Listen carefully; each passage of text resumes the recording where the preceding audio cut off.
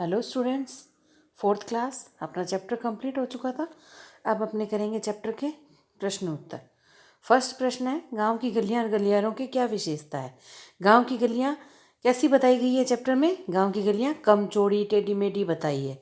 वहाँ पर आपसी बातचीत, छोटे मोटे झगड़े, मनमुटाव, पनघट को हंसी मजाक से भरपूर बताया गया है।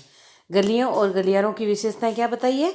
सड़कें वहाँ पर कम चौड़ी है, पतली है, टेढ़ी मेढ़ी है और आपसी बातचीत, छोटे मोटे झगड़े, मनमुटाव, पनघट को जो औरतें पानी भरने के लिए जाती है वो हंसी मजाक करती हुई जाती है, इसलिए उसको हंसी मजाक से भरपूर बताया है। सेकंड है, उफनती जिंदगी और पागल अखाड़े से कवि का तात्पर्य बताइए। उफनती जिंदगी से क्या तात्पर्य है। हमारी ज़िंदगी उफनती इसलिए है क्योंकि हमारी ज़िंदगी में मुसीबतें आती रहती है, एक जाती है तो दूसरी आती है, यही पागल अखाड़े की तरह चलता रहता है। इसलिए यहाँ इस हमारी ज़िंदगी को बताया गया है कि उफनती जिंदगी और पागल अखाड़े कवि ने बताया गया। पोखर के साथ अपनी स्मृतियों को कवि ने किस तरह दोहराया है।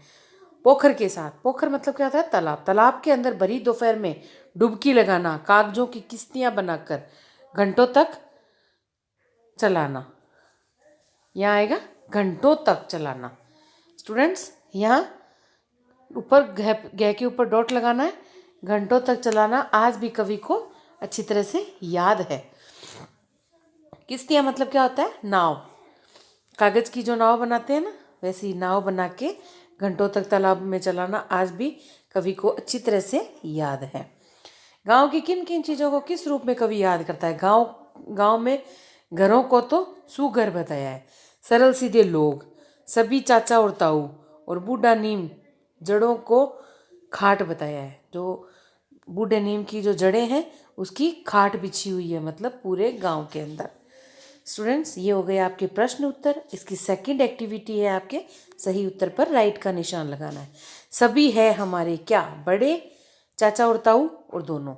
तो इसका आंसर क्या होगा, चाचा और ताऊ। गांव की चौपल का यह बूढ़ा क्या, नीम, व्यक्ति या मनुष्य, नीम। जिसका आज भी लगता सुहाना, क्या सुहाना लगता है, शिखर। जिसका आज भी लगता सुहाना, शिखर जिसका आज भी लगता सुहाना। नेक्स्ट है थर्ड प्रश्न है, कविता की पंक्तियां पूरी करनी है। तो स्टूडेंट्स, गांव की तो आप आगे चैप्टर में से देख के, गांव की चौपाल का यह नीम बूढ़ा, पिता की भी याद से पहले खड़ा है, सघन छाया में बिछी है खाट, कितनी इन जड़ों पर बैठकर मैंने पढ़ा है।